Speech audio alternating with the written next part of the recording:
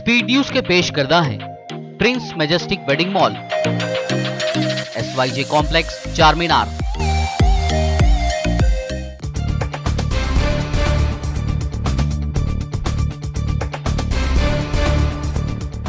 अस्सलाम वालेकुम, आदाब। मैं हूं अब्दुल कादर। क्या इलेक्शन वाली रियासतों में ख़त्म हो चुका है कोरोना?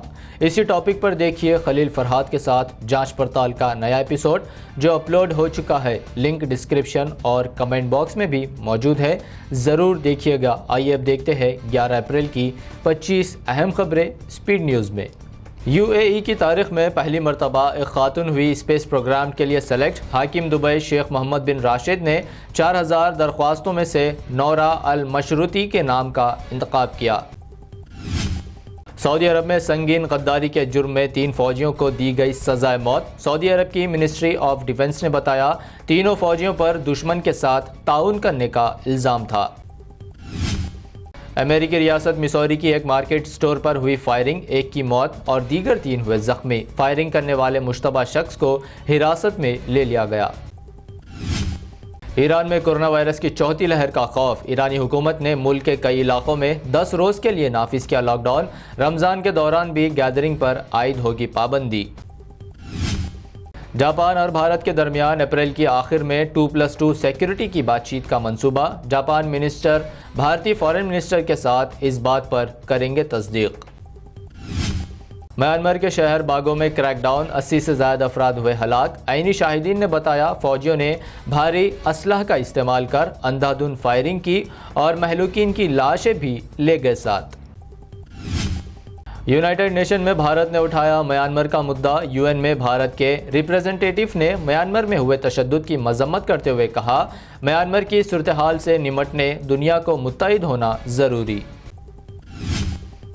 कश्मीर के शोपियान में तसादुम, 5 मिलिटेंट्स हुए हलाक। महलूक मिलिटेंट्स में एक 14 साला कमसिन भी शामिल। तसादुम की जगह से एक गन और एक पिस्तौल की गई बरामद।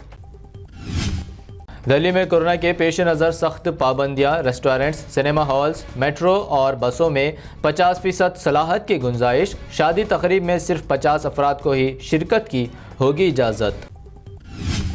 महाराष्ट्र में लॉकडाउन के सिवा अब कोई चारा नहीं। CM उद्धव ठाकरे ने कहा अब फैसला लेने का आ गया वक्त। 2 दिनों में लॉकडाउन के ताल्लुक से फैसले का इम्कान। भारत में कोरोना बहरान के पेश नज़र एग्रीकल्चर मिनिस्टर नरेंद्र सिंह तोमर ने की किसानों से अपील। कहा एहतजाज करे ख़त्म, हुकूमत बातचीत के लिए है तैयार। अब BJP की मुल्क भर में शिकस्त की होगी शुरुआत। महाराष्ट्र कांग्रेस के सदर आरिफ नसीम खान ने कहा वेस्ट बंगाल में BJP बुरी तरह हार रही। वेस्ट बंगाल के कोचबहार में अगले 72 घंटों तक सियासतदानों के दाखिले पर आयद की गई पाबंदी। इलेक्शन कमीशन ने कहा कल पेश आए तशद्दुद वाक़े के बाद एहतियाती इक़दामात के तौर पर लिया गया फैसला। रमज़ान और नवरात्रि से पहले उत्तर प्रदेश की योगी हुकूमत का ऐलान। मजहबी मुकामात पर 5 से ज़्यादा अफराद के जमा होने पर होगी पाबंदी। CM योगी ने अफसरान को दी हिदायत। भारत में कोरोना केसेस का हर रोज़ नया रिकॉर्ड हो रहा कायम। गुज़िश्ता 24 घंटों में रिपोर्ट हुए 1,52,000 से ज़्यादा नए केस, जबकि अब तक 9 करोड़ से ज़्यादा अफराद को दी जा चुकी वैक्सीन। भारत में आज से टीका उत्सव का हुआ आगाज़। वज़ीर आज़म नरेंद्र मोदी ने कहा हर शख्स एक शख्स को लगवाए टीका। 14 अप्रैल तक जारी रहेगा टीका उत्सव। पंजाब के पास कोविड वैक्सीन की सप्लाई सिर्फ 5 रोज़ के लिए ही बची है। CM अमरिंदर सिंह ने हुकूमत से की अपील। टीकाकारी मुहिम हो रही है मुतासिर, रियासत को जल्द फराहम करे वैक्सीन। तेलंगाना में भी 3 दिन से कम का बचा है कोविड वैक्सीन का स्टॉक। मरकज़ को ख़त लिखने वाली तेलंगाना बनी छठी रियासत। चीफ सेक्रेटरी सोमेश कुमार ने central secretary of health Rajesh Bhushan को ख़त लिख 30 लाख कोविड डोज का किया मुतालबा। तेलंगाना रियासत में फिर हुआ कोरोना केसेस में इजाफा। गुज़िश्ता 24 घंटों के दौरान दर्ज हुए 3,187 नए केस। GHMC लिमिट्स में 551 केसेस हुए रिपोर्ट।